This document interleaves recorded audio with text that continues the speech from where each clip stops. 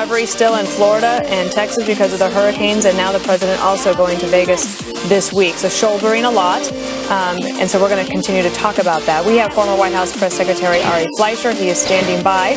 But let's bring in Chief White House Correspondent John Roberts. John, one of the things that Sarah Huckabee Sanders was asked initially was, what was the president's reaction? She didn't have a ton to tell us in terms of the details, but I thought the president's statement today was just so emotional, and the tone was exactly right, that it was both unifying and comforting for the country. Do you know anything more about how he learned about it and what his reaction was? Well, he was told by the Chief of Staff, John Kelly, first thing this morning, at least in detail. He would have been notified probably during the middle of the night by an aide what was going on.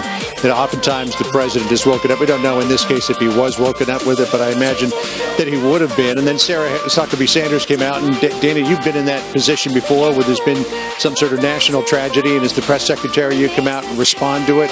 And it only took the second question before the issue of gun control came up again, and Sarah Huckabee Sanders batted that back a couple of times to say, look, this is not the time for policy discussions. This is the time for mourning and consoling the victims and the survivors of that horrible shooting last night.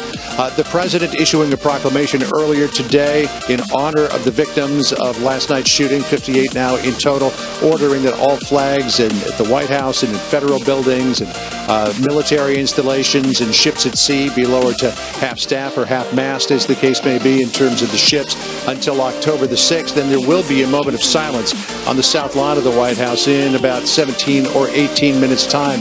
The president this morning in his address to the nation, and this was put together very hastily in the diplomatic reception room, obviously condemning the person who perpetrated this horrible act, consoling the victims, and high praise for the first responders who managed to locate the shooter so quickly, and whether or not it was them who actually did it or the shooter who took himself out, the threat was neutralized very quickly. Here's what the president said earlier today. Listen.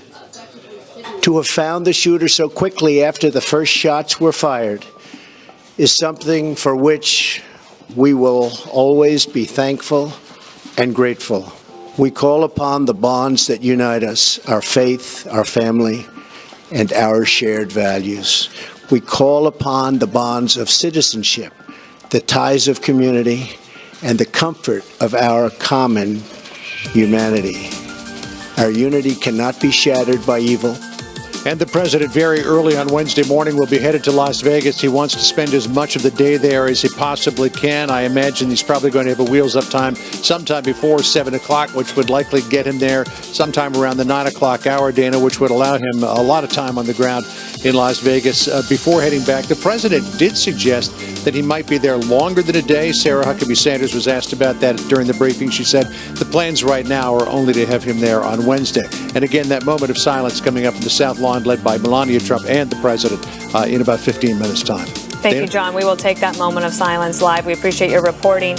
And thank you to Ari Fleischer, who joins us now. He was press secretary to George W. Bush, somebody who I've admired for many, many years. And I wondered if you could take us back to what it's like after a president gets, bad news like 9/11 or today, like with President Trump. And I know that Josh Earnest, the press secretary for President Obama, said one of his toughest days was having to tell the president about a mass shooting that then President Obama had to speak about. What is it like to help prepare a president to speak to the nation when all eyes are on you, and the responsibility falls to that president to comfort the nation, unite the nation, and to be a leader at that time?